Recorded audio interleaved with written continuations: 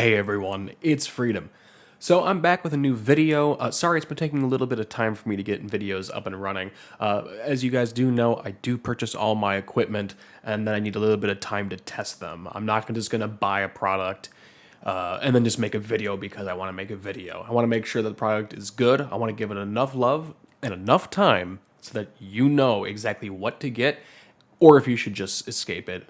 And today we're going to be taking a look at a mouse that hasn't really gotten a lot of love, but it is based off of one of my absolute favorite mouse shapes of all time. And that is going to be the Burst Pro from Roccat.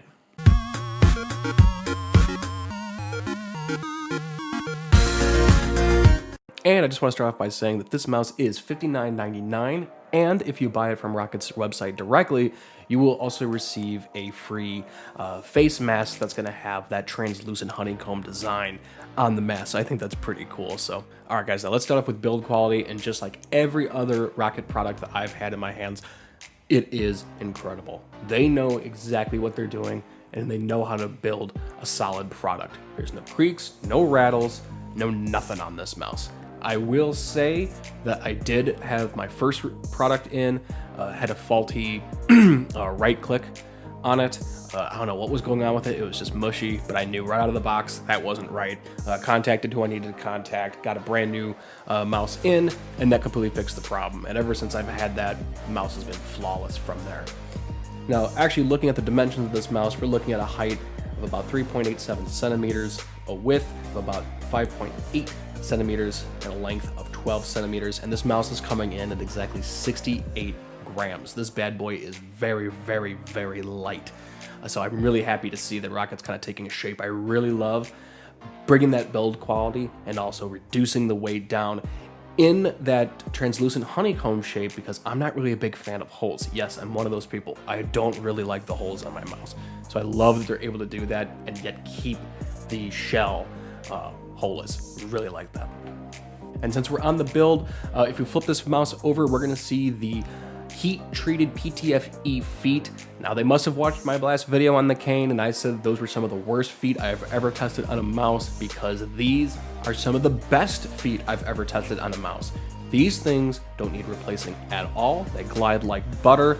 I just got my hands on a Fanatic Dash mouse pad here, and it is a match made in heaven for me. I like a little bit more speed than most, and these things need nothing. Excellent job. And of course, as we know, no product is perfect. And the one big change I would make on this mouse would really be its paracord. It's not really much of a paracord. I really give Roccat credit for putting one on here. I'd rather have what they put on here than nothing in a rubber or like a rubber cable. But I am completely spoiled by the XM1. That probably has one of the best out-of-box paracord cables I have ever tested. I love that thing.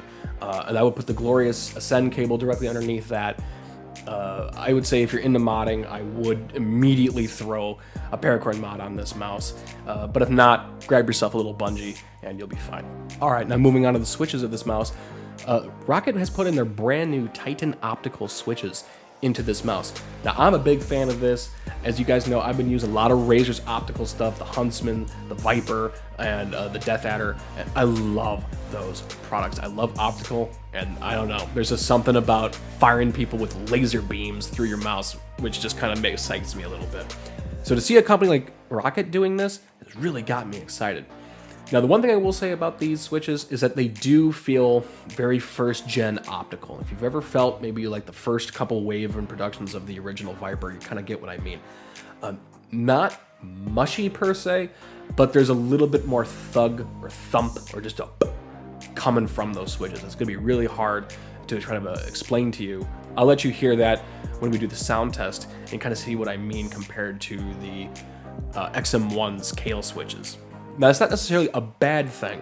It's more of a, I guess, an assault to your ear than it is to the feel. The feel on it is actually quite nice, but it just doesn't sound like a clicky switch. And you know what it isn't. It's an optical switch, and you can kind of tell that there's something not quite right in that switch if you wanted something a little bit more clicky. But when I play and I have headphones on, that doesn't bother me one bit. I will say though, if I am browsing the web or whatnot, I actually don't use this mouse when I do this. I switch between the Cane 200 and then I play with the Burst Pro.